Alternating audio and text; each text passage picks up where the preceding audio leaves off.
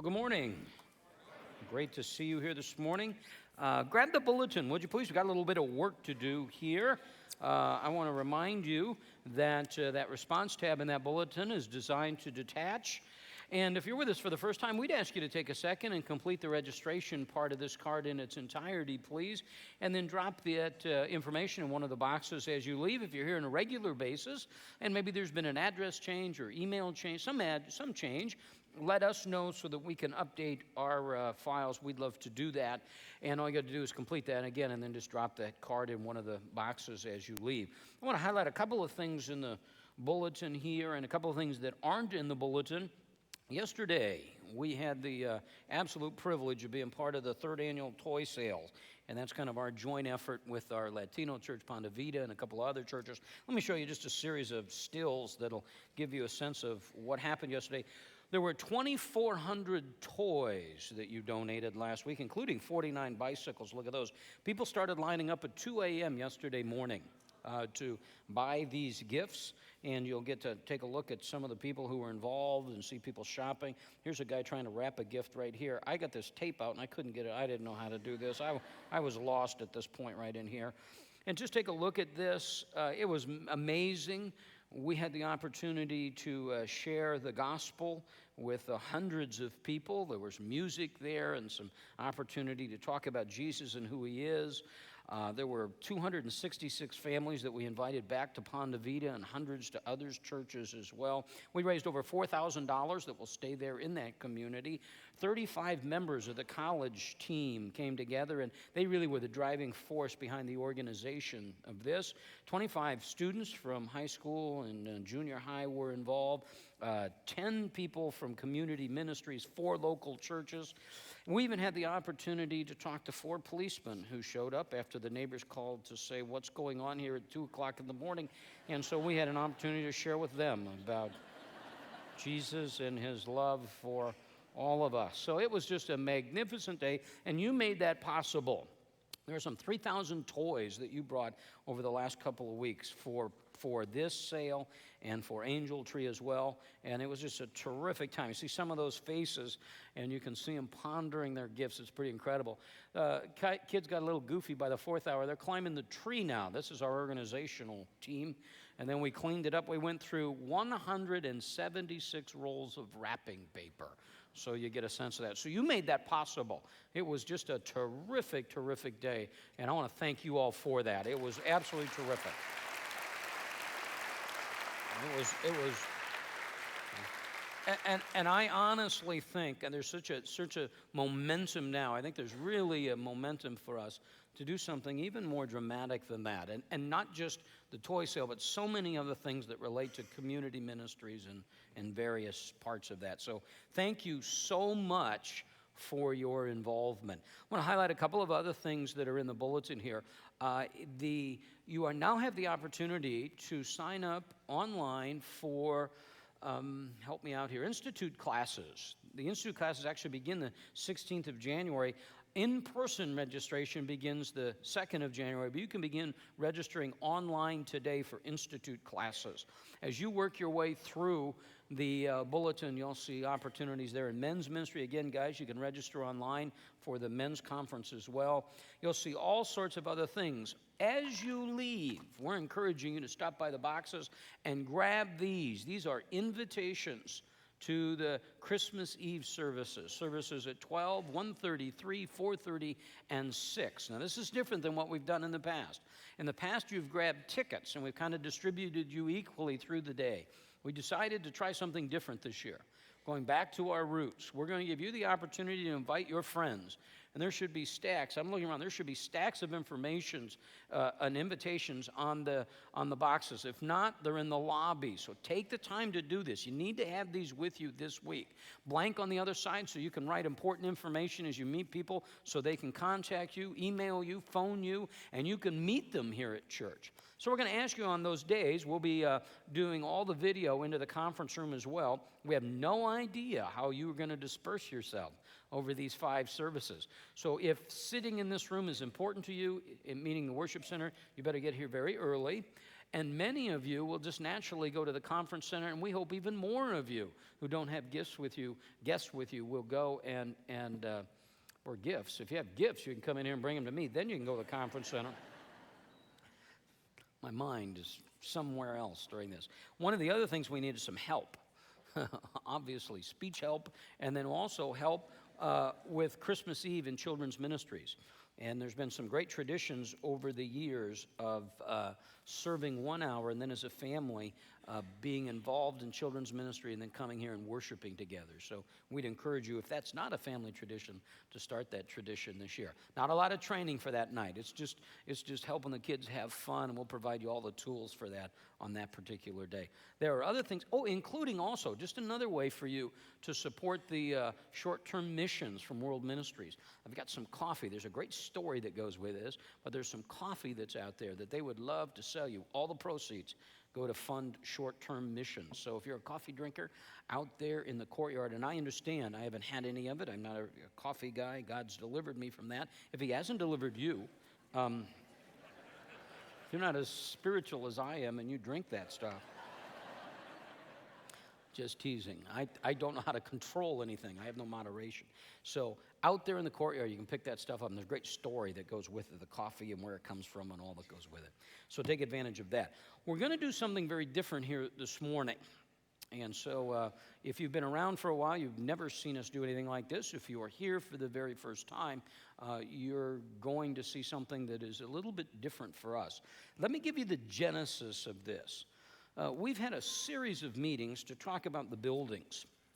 And in the course of those meetings, as people were leaving, they're saying, okay, now, when you communicate to us in the bulletin, you have to add a couple of sentences to explain these numbers. Well, that's impossible. There's not 2 sentences to explain these numbers. So my intention was to take 5 minutes today and talk to you about the building project, about the building itself and how to pay for it and all that goes with it. And as I sat down, that was impossible to do. At the end of 5 minutes, I felt that I raised more questions than I answered. So I talked to some of the staff and some building committee people, and I also talked to some people who were in those meetings. And I said, what would you think if I took a Sunday and talked this through? And universally, especially among those that were in the meetings, they said, I think it's really important. You know, a lot of people who couldn't get to the meetings, and frankly, a lot of them who had to digest it and have you go through it again. So I sat and with that council decided that we'd take this morning and talk about the new building project.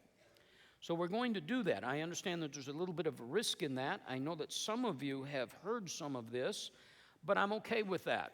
I still think it's really, really, really important for us.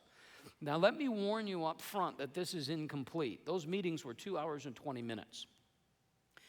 And also, I spoke about half the time. Jack DiBartolo spoke the other half, the architect.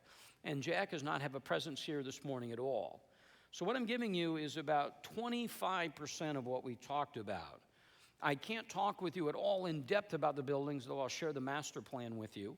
I'm sure Jack would be more than willing. He's over in the conference center right now. I'm sure he'd love to have you call him even at home and just talk endlessly about this.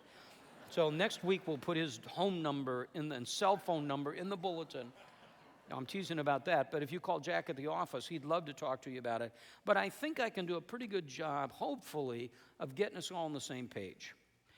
It's kind of confusing to do, because to do it, I have to talk about a building project that actually began 5 years ago.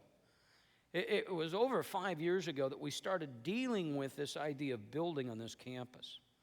And it was 3 years ago that we came to you and said, here's our solution to what we see. So I want you to be patient. I'm going to try to be as thorough as I can. I'll probably be repetitious, and that's okay. It's important that we communicate. This is my 3rd building project in conjunction with this church. And what I've discovered is essentially there's 2 issues that you're concerned about. One, what are you going to build and why are you going to build it and all of that stuff. Number 2, there's a certain number of you that would like to make this number 1, but we need a sequence. How are you going to pay for it? Right? Those are the 2 driving issues. So what I've done this morning is kind of divide this presentation to deal with those 2 points. Number 1, what are we going to build? Number 2, how are we going to pay for it? And it's important that we have some history here. So I've sprinkled some history about East Valley Bible Church all through this. I think one of the things that I don't do very well is keep our history in front of us, reminding you continually about where we've been. We're pretty good at saying, here's where we're going, here's where we are now, here's what we want to do, here's some of the dreams that we have. But it's important, I think, to remember where we've been as well. So I'm going to kind of blend all that together and invite you to just hang on as we work our way through this. 3 years ago, we came to you and we talked to you about a building project. And I've discovered as I talked to people, they had various ideas of what that was all about and various memories of that. So I thought the best thing to do was this. Let's go back and actually look at the PowerPoint that we used in those meetings. So here's the PowerPoint from October 2001. Here's the PowerPoint that we used when we came in, and then we said, how come we're even having this discussion? Let's talk about what we're going to build. And here are the numbers that we gave you, beginning in September of 97. That's right before and right as we moved into this building. Look at the growth that you see in those numbers, if you would. And what I've done is take out the summers and the holidays to try to be able to give you a one-for-one illustration here. So look at September of 97 and then September of 98. We're talking about a 12-month period. We went from 652 people to 2,259 people. Extraordinary growth, 350% growth in that year. From 98 to 99, a growth of about 700 people. From 99 to 2000, a growth of about 900 people. From September of 2000 to October of 2001, growth of 500 people or so. If you put it on a chart, some of you are more visual, you like that, it looks like this. And it's off the charts when you really look at it. Look at the way that goes. The dark line is the combined children's ministry and worship. And you begin to see that. It was when we were at this point here in 2001 that we said, we've got to do something. We have to address this issue. The physical plant is beginning to be maxed out. Here's what a typical Sunday looked like if you're just trying to figure out how we use the space. We had 5 services then. We had about 2,900 people in worship and 950 kids and 430 in student ministries. Neil came in a couple of months ago and he said, look at this. And it was a memo that I had written in November of 98. So you're talking 6 years ago. Saying, here's some meetings we've had and we need to build. We need to deal with this. We've got people coming and we're running out of places to be able to just physical plant, to be able to minister to them. And when that happens, we're going to have issues and problems. We're at 5 services and we can go to 6, but pretty soon we're out of space.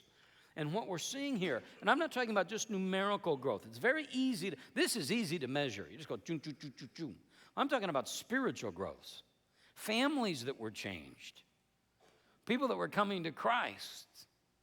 Marriages that God was putting back together. Children, and I see this now, we have children that have been in our children's ministries for 10, 11 years, and all of a sudden when we talk about doctrines of grace, they're not out there fighting or arguing with that. This is all they know. They see Arminian view as an aberration. So God's been really good to us, not just numerically, but I'm talking about spiritual growth as well. So we sat down and we got together and we said, let's come up with a plan. Now, this process of planning started 5 years ago. That evening, we showed you this. We said, here's what this kind of looks like. This is a model. We're close to finalizing part of it, but not all of it. Let me orient you. On the left-hand side of the screen is Elliott. Right hand is north. There's William Dillard Drive. So if you look on the left side, the extreme left side, you see what we call existing buildings. That's what we built when we moved in here. It's the worship center we're in now and the classrooms that you see as you walk to the courtyard. What we proposed on October of 2001 was a phase 1 and a phase 2. Phase 1 included 3 components. The wrap, or those new classrooms that many of you have enjoyed, the office building, and the conference center. What we wanted more than anything was worship space, but we couldn't build worship space without the support room that we needed. So we had to flip the order and say, you know what? The worship center is going to have to wait, because we can't build the worship center if we don't have the children's ministry. So what we love to do is tie these together. So what we did is come to you as a package and say, here's what we think this is going to cost. We're going to phase these logically. We're going to hold the worship center until the end, and our hope is to get this all done at once. I want to talk to you a little bit about that worship center. It was designed to accommodate about 2,500 people.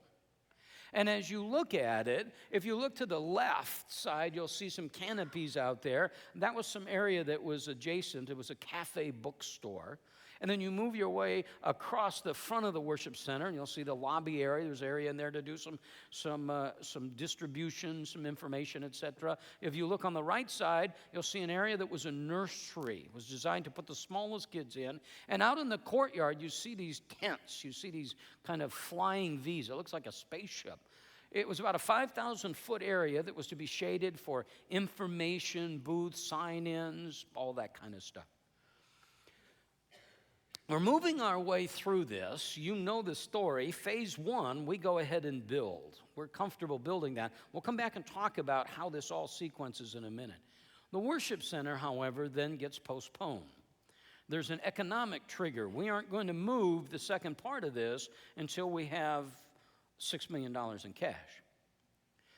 So we finish all of phase 1. We plan it. Now we look at the worship center.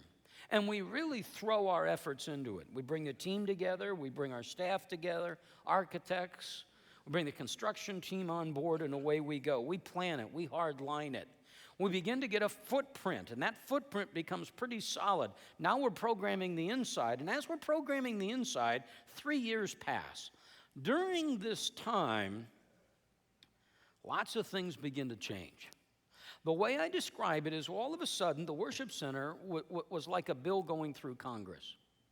We started adding and subtracting and moving. So the cafe bookstore was no longer a cafe and really wasn't the bookstore the way we wanted it.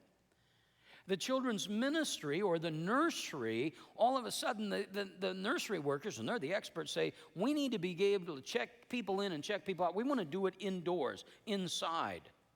And for us to do that, we think it's the best way for us to minister to people as they bring in their kids. Well, all of a sudden, the footprint set, so now we begin to compromise those a little bit. We continue to work through all of this. We put all the Gary stuff and the tech stuff and all that goes into this building. We then go to the town and we get our building permit. And we're ready to go, minus the money, which is trickling in. But we're getting close. Over that period of those last 3 or 4 months, every time I was in one of these meetings, I had a very uneasy feeling. Very uncomfortable. And I couldn't put my finger on it initially. And the more time I spent with it, I start to figure out what's going on. In my mind, we're designing the wrong building. Here's what happened. East Valley Bible Church, over that 5-year period of time, changed radically.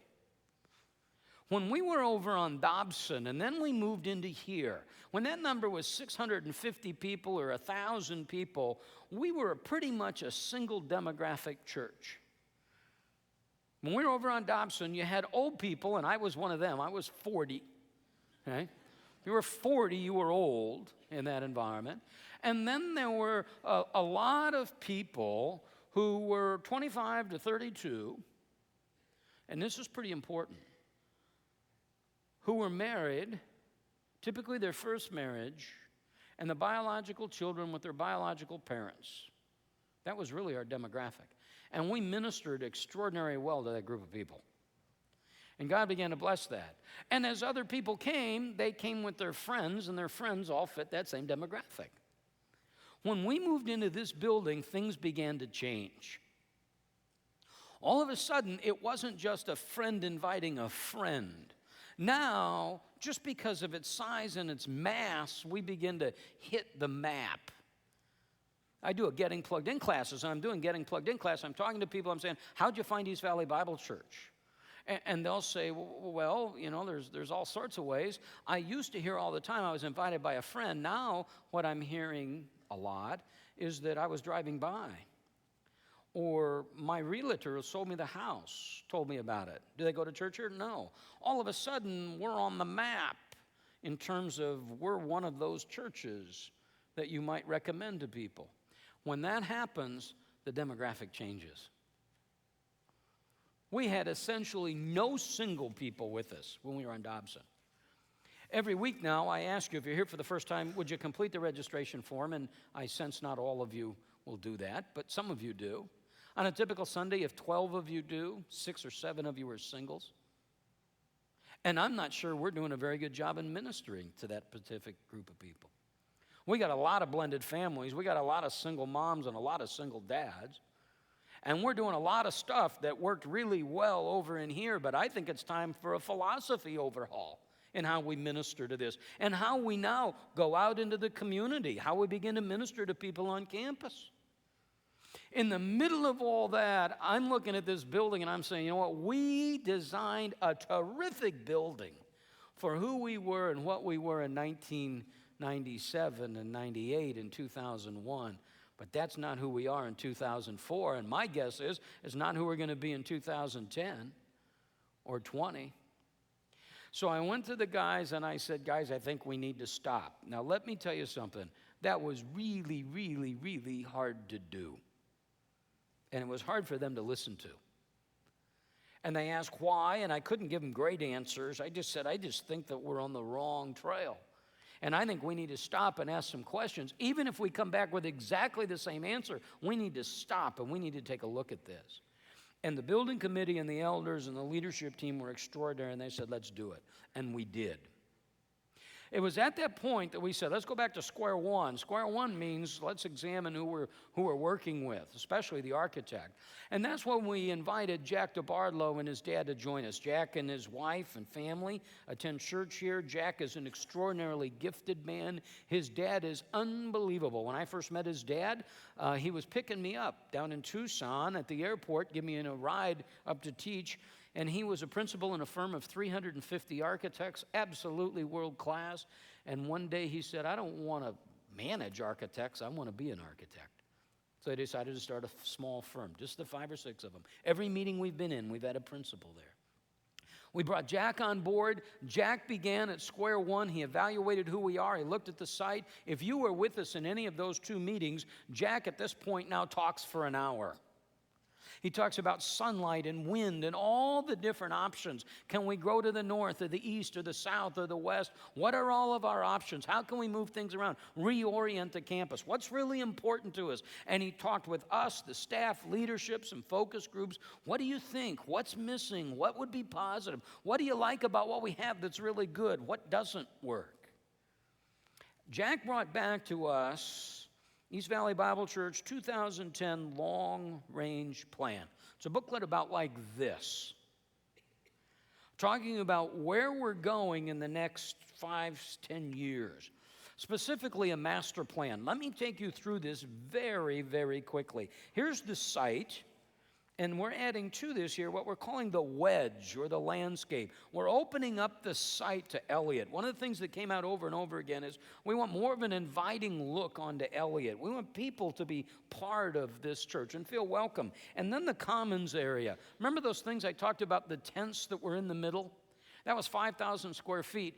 The commons area now is 18,000 square feet. Now, when I say these are the dimensions, let me tell you what we've done. All we've done is put blocks out there. I don't know if it's going to be that shape. It may go from 18,000 to 19,000 or back to 17,000, but we're trying to put space out there, and the best we can to begin to design it in our minds so that we can get out there and get our arms around what this should look like and what it should cost. If you will, that's the student union. Every person that we talked to, when we started talking about the church, said, there's no place to gather. There's no place to hang. I get a cup of coffee and lean against a wall. Even if I'm here in the middle of the week, there's no place for me to land. There's no place to go. That's the cafe, the bookstore, the commons area. And then the worship center. I encourage you, again, not to get hung up on the seating design there or the format, but it seats about 1,500 people. Remember, the other one was 2,500. Why 1,000 less? Here's what we've come to grips with. We're always going to be at least a 4-service church. We're always going to be at least 2 in the morning and 2 at night. We have from the beginning said, you know what? We need to have services in tandem. We don't want people who come 1 hour and either go to church and don't serve or serve and don't go to church. When we were back over on Dobson, from the very beginning, we couldn't fill the church up. And virtually instantaneously, we went to 2 services for exactly this reason. Because you need to serve and worship. That made for some pain. Let me just tell you, it made for painful worship services. I did a worship service one evening during the NBA Finals when the Suns were in it with 11 people in the worship service, 3 of whom were Susan, Sarah, and Haley. And of the other 8, 2 were wearing earphones, and I don't think they were listening to me. All of a sudden, we said, you know what? If these are the numbers, and we start to crunch them, we think we can be a church of 5,000 to 6,000 in worship. We can do 2 in the morning, 2 services at night, and if we have 1,500 seats, we're okay. And that allows us to begin to master plan the site. The other project that we had outlined really didn't have much for what we're going to look at next. Look at this, a student building, junior high, high school, college, offices that go with it, and then new children's center. You might be looking and say, wait a minute, why new children? We just built children's space. There's a couple of things we want to accomplish here. This will be able to be much more secure, much more user-friendly. It's single story. It'll allow us to create some areas outside for the kids to begin to run off a little bit of energy. It allows you as a parent to park out there in that parking lot that's on Elliott. Elliott's still on the left side of the screen. And begin to just disperse your kids as you head into church. And then pick them up on the way out. We take the existing classroom space and now we begin to retrofit it to accommodate adult ministries, institute classes, training center, world ministries, community ministries, all sorts of options that we have available to us in there. And then we add the facility building and the little wedge out front, which is something to be named later, but something that we can do that kind of gives our presence to Elliott. Right now, we've got the largest sign the city will allow us out there on Elliott, and people are driving by and saying, I didn't even know it was there. So we think we can do something with that. But that's the site plan as it's built out. Every session we've been in said, what are you going to do with this worship center right here? And the idea is, from the very beginning, it was designed to be used primarily for special events, meaning marriages, weddings, funerals. In this case, it could become a video venue. See, we're limited to 1,500 seats in the worship center, but we've got 2 prime video venues if we wanted them. So the idea, we looked at retrofitting this for student ministries, and it was very expensive and still compromised the building. That's the very reason we located it out front, is we think this building will be used extensively by people who aren't here on a regular basis, so all you got to do is say it's the first building you come into as you enter the property. So it's a great, I think a great plan. That's the site plan. That's the new site plan. That is radically different than what you saw in October of 2001. And I think infinitely better. Here's a timeline. If we started in the next couple of months, it'll take us about 2 years to complete this process. That's by the time we go to the planning, design, into the town, bidding, and out and so forth. So that's what we're talking about building. Again, I understand, and I don't feel, I am inadequate here, so I'm comfortable with this. Jack spent an hour and 20 minutes on this. For me to think I can summarize all he said, that's not even what I'm trying to do. I just want you to see that's the building. If you were in those meetings, you understand that. As you look at that, it's radically different. And it's a very flexible design that allows us, we don't know what this church is going to be like in 2010. We're thinking a lot in terms of 5 or 10 years. I find myself thinking much more in terms of 20 and 25 years. I know I'm not going to be here. I'll be dead. Or if I am here, I won't know it. So it doesn't make any difference. This is not about me. This is not even about some of you. This is about what God's going to do in this church in the future. I think it's really important. I've had people that say, why aren't you happy with what we have? I'm very happy with what God's done. 2 weeks ago, I'm standing right over in my spot waiting to come in and teach, and you are all singing and standing, and I am blown away as I look around and I look at this and I'm saying, what God's done is extraordinary. But that might not be all he wants to do. There's a huge amount of influence. You know what? When we were over on Dobson, and I want you to think this way. When we were over on Dobson, that toy sale you saw, there was no way that was ever going to happen. There's no way we're going to support world ministries the way we were when we were over there. I've had people all the time that say, buildings aren't important. That's somebody who doesn't understand what's going on. Buildings are really important as a tool to facilitate numerical growth, I guess, because that facilitates spiritual growth and influence. I'm not talking about 900 kids. We're talking about now 1,800 kids, 6,000 people. We're not talking about power here. We're talking about influence, the ability perhaps to plant other churches, certainly look at satellite churches, or to train people in the training center, to train men who will go out and they will infect other churches. God has done something very, very, very special here. And it's become, and I will tell you, I've fought this a long time. I have a lot of people telling me that, and I resist it, but I see that God's doing something very different and very special here, and I will tell you that. We have an obligation to respond to that. Same principle individually, corporately. To whom much is given, much is expected. So there's the building. Here's the thing. How are you going to pay for it? What's it going to cost? I got to rewind back to 3 years ago. Here's what we showed you 3 years ago. We said phase 1 was going to cost about $4.5 million, and phase 2 about $7.5 million. Now remember, tracking with me? The wrap, office, conference center, $4.5 million. The new worship center, $7.5 million. Number to remember, $12 million. That's what we were looking at. We said, okay, we're going to bite off about $12 million. Now, what's happened to us in the past on each project is you've got about 10% that you kind of miss. It's the way it is. So we're going to have a $12, $13 million project. Here's what we'll do. We'll borrow some, and we'll raise the balance in cash. How much will you borrow? Well, we got to look at that. We got to look at giving trends in history and use our head. Let me stop there. When we moved into this building from Dobson, I had a whole group of people that said to me, I would not put a shovel in the ground until I had all the money. Then I had another group of people that said, I would build as much as I could and borrow as much as I could because God's going to bring you more people than you can ever dream. Both people were coming at me saying, if you had enough faith, you wouldn't put a shovel in the ground until you had all the money. If you had enough faith, you'd build the building and you'd wait for God to bring the money. They were convinced that I needed to wait for God to bring the money. Their timing was the issue on that. We got together and we said, why don't we do something radical and use our head? And let's think this through.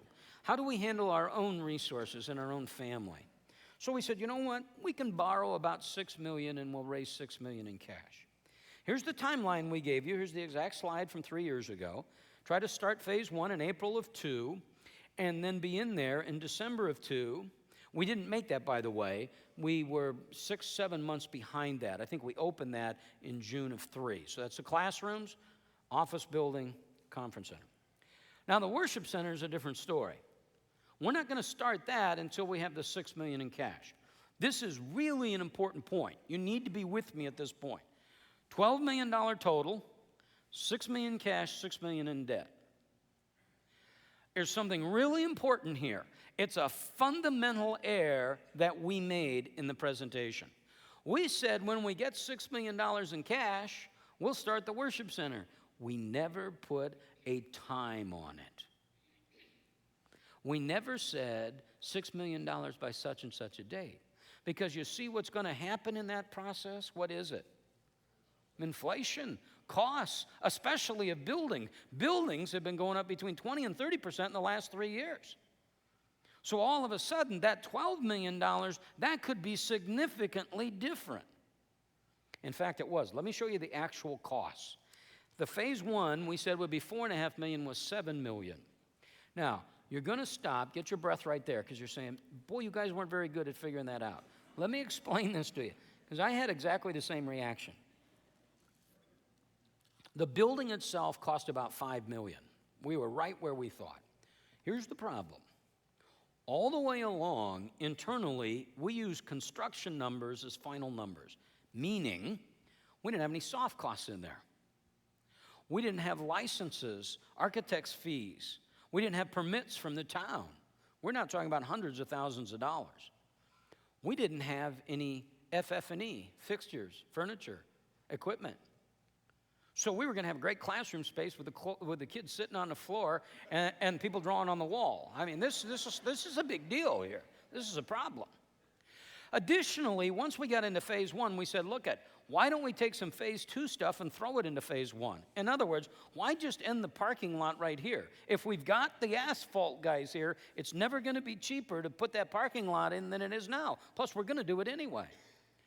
Let's go ahead and put the cut into McQueen. So we've done the site work. Anything that was related ultimately to that project, we were comfortable putting into phase one. Beyond that, at that moment, we realized that we're going to use the conference center for worship. And once we decided that, we had to take the audio visual and we had to upgrade all of that. So there's 3 projectors instead of 2, and the last one is significantly larger than the others. If you're in the conference center and you look around, you'll see speakers distributed all around the conference center. The sound in the conference center, way better than in this room right here. If you're in the conference center, we can fill that conference center with speakers and its balance. In here, the only way for us to feel this is to just turn it up louder. So we've got that cost. Still, we can handle all of that. Here's the issue for us. The worship center cost just escalated away from us. From that 7.5 or 8 million, all of a sudden we bid it and it comes back at 12.5 million. We said, let's value engineer this, which we did, and let's rebuild it. And they said, no point in doing that because while you were waiting, it just went to 14. So that's moving away from us. Here we did another thing that's kind of wise. We stopped. And we said, we better take a look at this. And we regrouped. Now, as we're going through that and we stop, that's when we bring Jack on board and we go to square one and we say, maybe there's some ways that we can do this thing differently.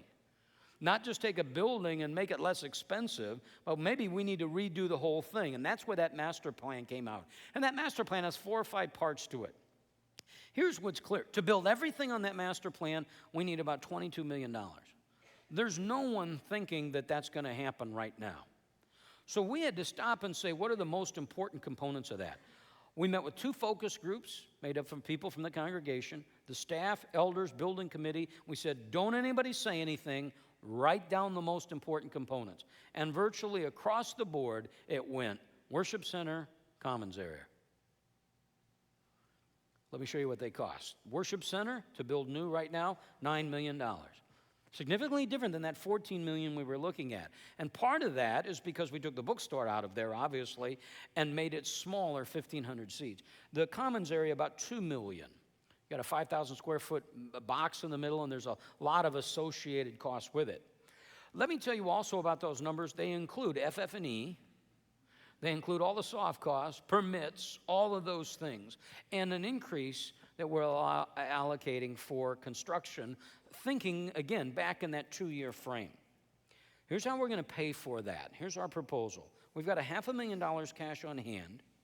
We need to raise $3.5 million, and we have debt of $7 million. Now, hang in there. We got 10 minutes left. You need to track here. You got to get this. There's 2 things here.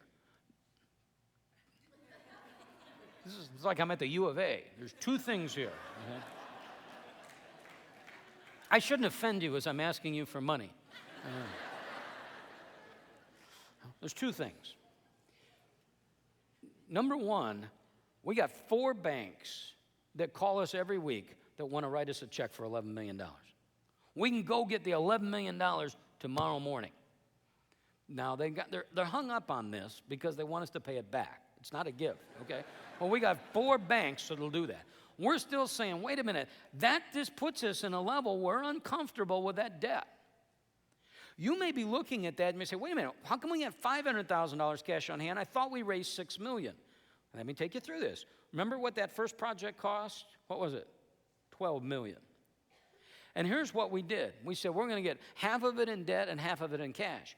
As that time protracted, and we didn't hit those dates, and now we're out a year and a half or 2 years, we've got our money sitting in the bank at 1.5% and borrowing money at 5.5 or 6. That doesn't make any sense, does it? At that point, it's a stewardship issue. So we pay, in a sense, as we're going. So that's where that money goes. We go ahead and pay that. We're back in that original. Those are the formulas. Every penny that we've ever said for building, we said is going to be used to build new buildings or retire debt. So that's what we did. We pay for that as we go. Left on hand is $500,000 and $3.5 million we think we need to raise. Now, I'm going to take another 10 minutes, and I'm going to talk to you from my heart to yours. I'm going to be as honest as I can possibly be. Because we're going to give you a time frame on the $3.5 million. So we've learned a lot through this process.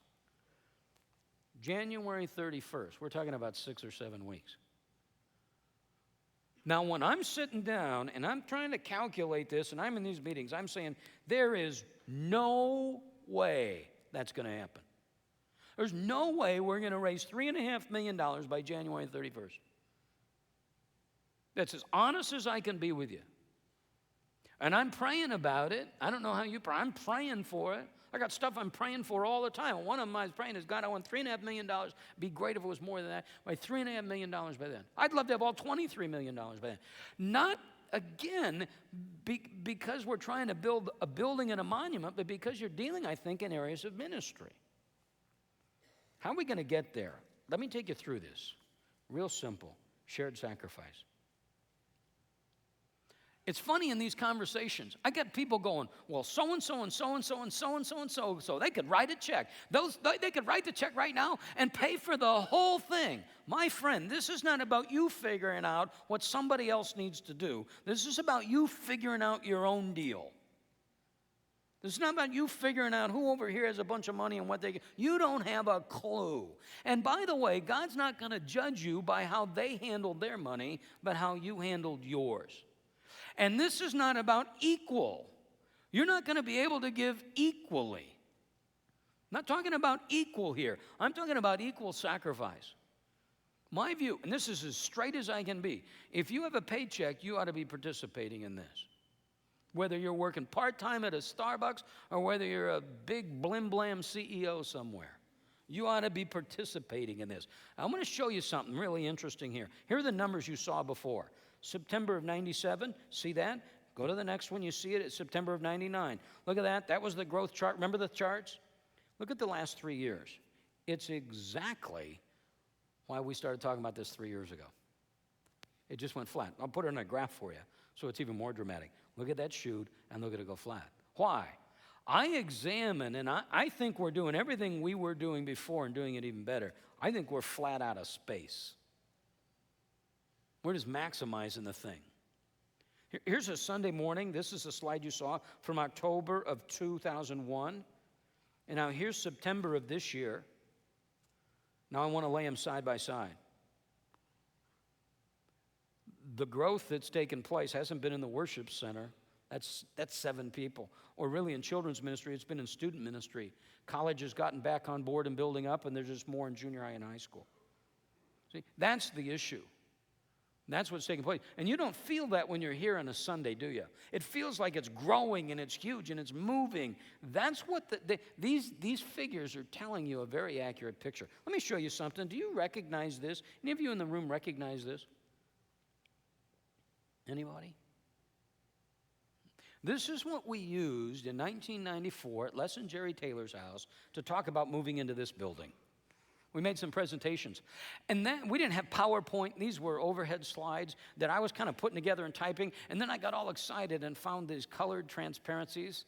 So they're hard to, look at this. I was so proud of this. Here's the attendance. It's hard to read. We had 297 people then. If you were in junior high, you had 9 other kids in there with you. It's amazing to see what God's done. Here's what we said we needed, about $2 million. We'd borrow $1 million, and we needed to raise $700,000 plus in terms of cash. At the time, there were people who were very upset, and they said, you know what, the church is too big, so I put this up. You can't read this right now, but I was trying to deal with that issue. There were people saying, it's 297. When we go in there, there's going to be new people, and it's too big, it's too big, it's too big. I did an exit interview where people, and they were very involved with us from the beginning. They said, we're leaving, it's too big. What was cool is there was a lady who just moved here from Texas about a month ago, and she said, and she's now at East Valley, she said, I'm so glad to be in a small church again. So that was kind of a cool, refreshing thing. Here's what we asked at that point. I said to you, where do you fit? We had to raise $716,000. And I said, I don't know, you fit in there somewhere. Maybe you can give $350, maybe you can give $200,000. I'm going to tell you a story. We didn't raise that money. It took another year and a half. And we ended up not having to build for $3 million, but for $2 million, but for $3 million. And we ended up borrowing $2 million rather than the $1 million. There were 297 people that raised the $1 million. We're looking at 4,500 to raise 3.5. I go back to my question, where do you fit in this?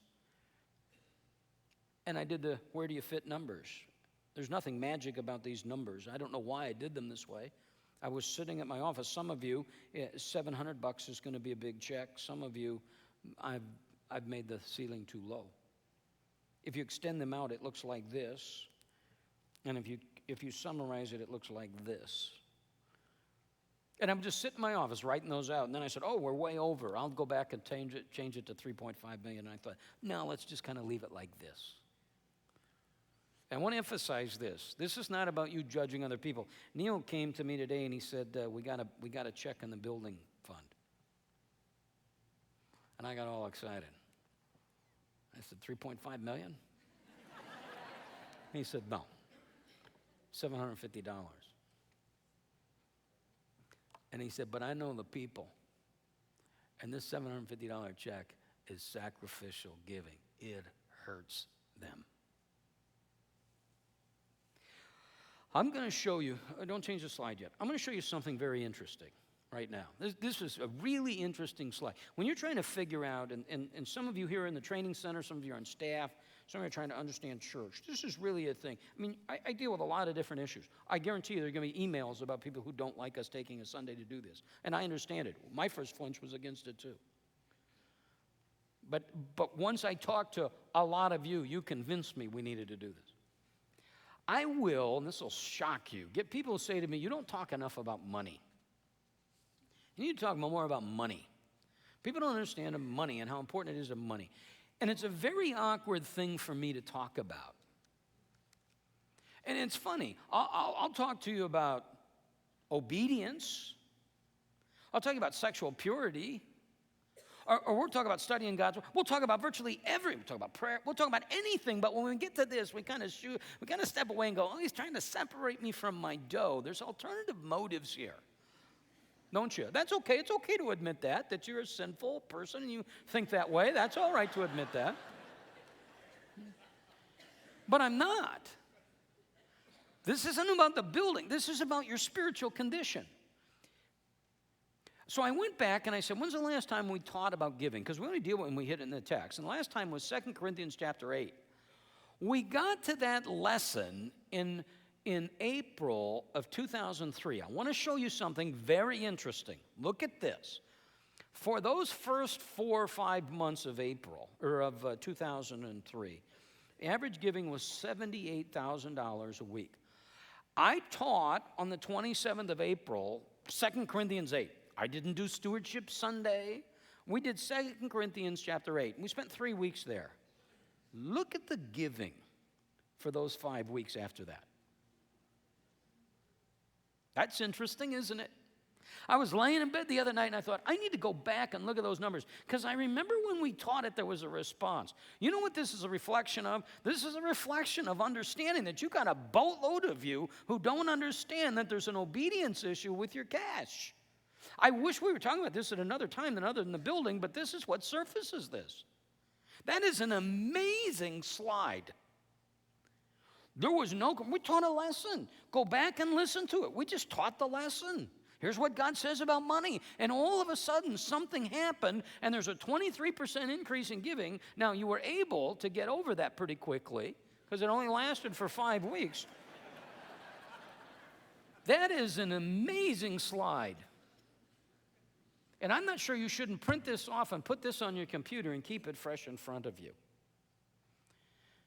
Beginning next week, here's what's going to happen. You're going to see a running scorecard in the bulletin. We need $3.5 million by January 31st. If we were to put that in just the last couple of weeks, you've given $525,369. That's a great start, by the way.